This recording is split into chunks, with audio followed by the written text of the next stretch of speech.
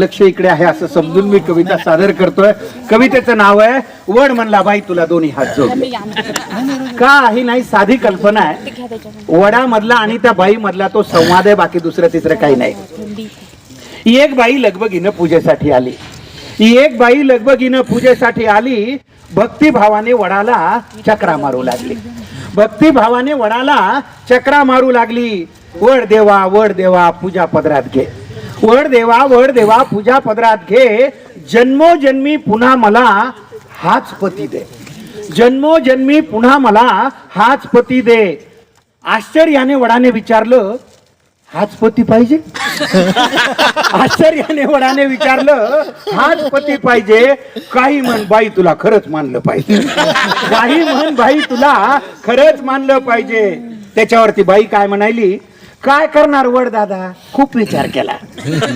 काय करणार वड दादा, खूप विचार केला. हाच नवरा राहू दे म्हणून आतून आवाज आला. हाच नवरा राहू दे म्हणून आतून आवाज आला.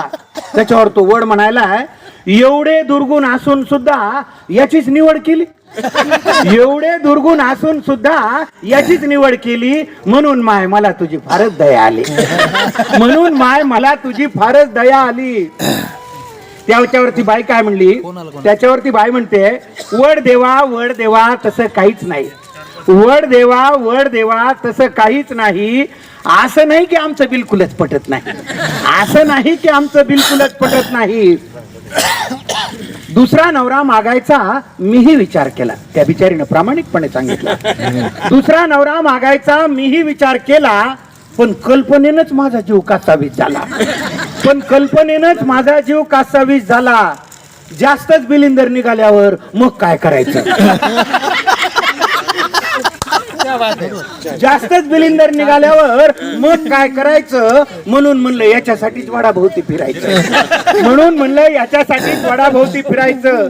तुम्हाला तर माहिती आहे देवा, मी काही कमी नाही. तुम्हाला तर माहिती आहे देवा, मी काही कमी नाही. बिचाऱ्याच्या डोक्याला केस सुद्धा ठेवला नाही. बिचाऱ्याच्या डोक्याला केस सुद्धा ठेवला नाही. अधून मधून गुरगुर करत, मी थोडंच ऐकते. अधून मधून गुरगुर करत. पहा, या ओळीला पुरुष रसिक सुद्धा दाद देतात. याच्यापेक्षा स्वच्छ मनाची माणसं असू शकतात का? अधून मधून गुरगुर करत, मी थोडंच ऐकते. एका कानाने ऐकून दुसऱ्यानं सोडून देते. एका कानानं ऐकून दुसऱ्यानं सोडून देते. माझी आई मला म्हणली, नवरा बदलायचा नाही. पहा, म्हणजे तो आतून आलेला आवाज कुठून आलेला होता. आजकाल हा आवाज फार झाला. माझी आई मला म्हणली, नवरा बदलायचा नाही. एवढा बावळट माणूस तुला कुठेच मिळायचा. माझी आई मला म्हणली, एवढा बदलायचा नाही, नवरा बदलायचा नाही. एवढा बावळट माणूस तुला कुठंच मिळायचा नाही. तुम्हीच सांगा वड देवा, आईचं मन मोडू का? तुम्हीच सांगा वड देवा, आईचं मन मोडू का? नशिबाने मिळालेलं चांगलं माणूस सोडू का? नशिबाने मिळालेलं चांगलं माणूस सोडू का?